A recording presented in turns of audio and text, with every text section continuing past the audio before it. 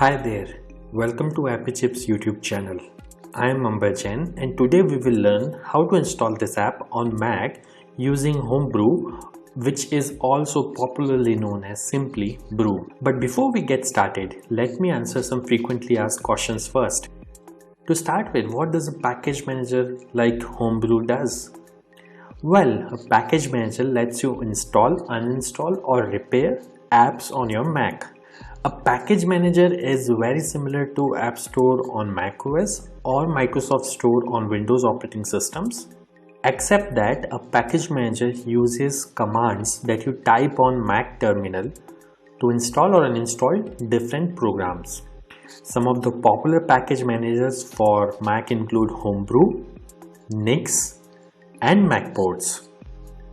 And if you are coming from a Linux background, you will feel at home with Homebrew, especially if you have used package managers like apt, pacman, yum, etc.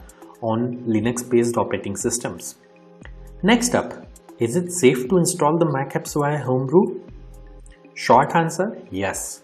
In fact, Homebrew is the most popular and thus most widely used package manager on macOS. Moreover, Homebrew is a non-profit member of Software Freedom Conservancy Foundation, also known as SFC Foundation. Many other open source projects like Git, BusyBox, Samba, Wine are all part of this Software Freedom Conservancy organization.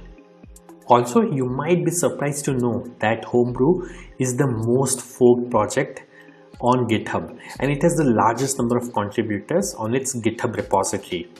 Many devs at organizations like Google, Apple, Dropbox, Stripe, etc. use Homebrew to set up different development environments on their MacBooks and iMacs. Next question. Can you use Homebrew to install programs on Apple Silicon or more popularly known as M1 MacBooks? Again, yes. Starting version 3.0 of Brew, Apple Silicon is now supported on Homebrew. In fact, Homebrew also supports programs that are at the moment only supported via Rosetta 2 on Apple Silicon. Now that I have answered your questions on safety and compatibility of Homebrew, let's get to the installation process. Before we can install anything using Brew, we need to install the package manager itself, that is Homebrew, on your Mac. So let's see now how can we install Brew on Mac. Let me open my Mac here. First, you need to press Command and space on your keyboard. This will open Spotlight Search on your Mac. And then you have to type terminal.app. You will see this terminal app. Simply double click on it to open terminal. Let me maximize this terminal window. Now we need to copy paste the command to install Homebrew from the Brew website. So open your web browser and simply go to the website brew.sh.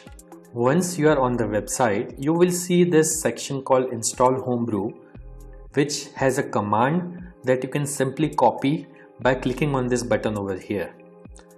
Once it is copied, you have to go back to terminal, right click, paste. Now that the command is copy paste over onto this terminal, press enter. This will start Brew installation. Now it is prompting me to enter my user's password on Mac. I am going to type the password now, but it won't be visible on your terminal. Once you have entered the password, simply press enter, and if the password is correct, the script will continue. Now it is saying press return to continue the installation. I'll press enter here, and this will start the installation of Homebrew on my Mac. Let's wait for this to finish. As this message here says, installation successful. So that's it. Brew is successfully installed on your Mac now.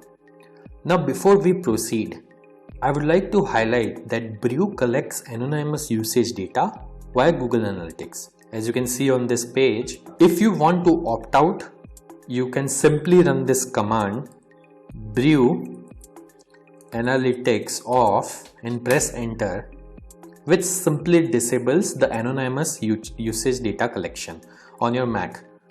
Now let's update the package database locally by pulling the metadata of the latest packages on a local map from the central brew repository.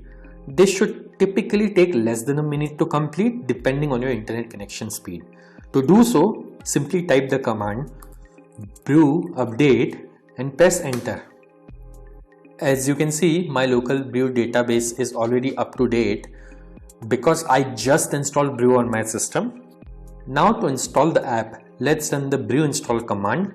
Mind you, if during installation, if you're prompted to enter a password, enter your Mac user's password to continue.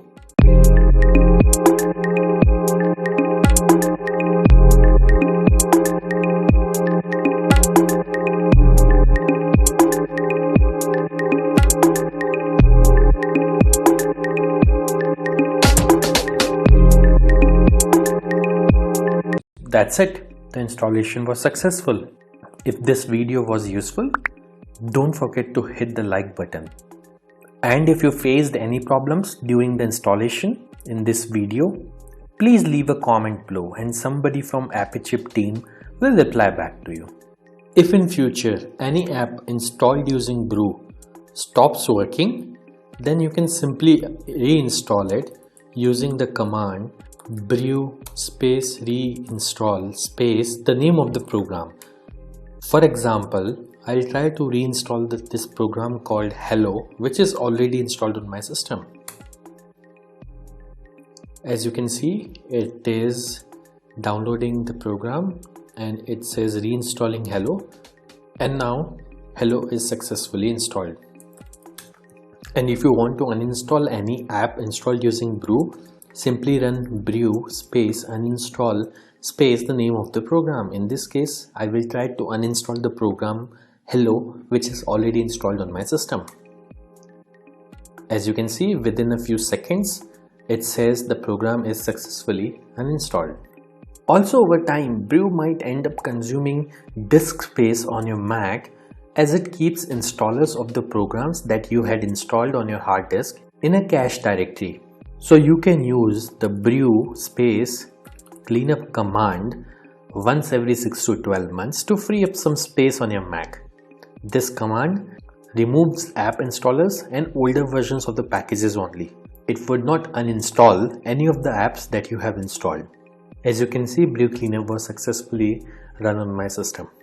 So do subscribe to our channel, as we have tutorials for installation of over 9,000 programs on Mac, which will come handy. If you need to install other apps on Mac in future, chances are that we have got it covered already.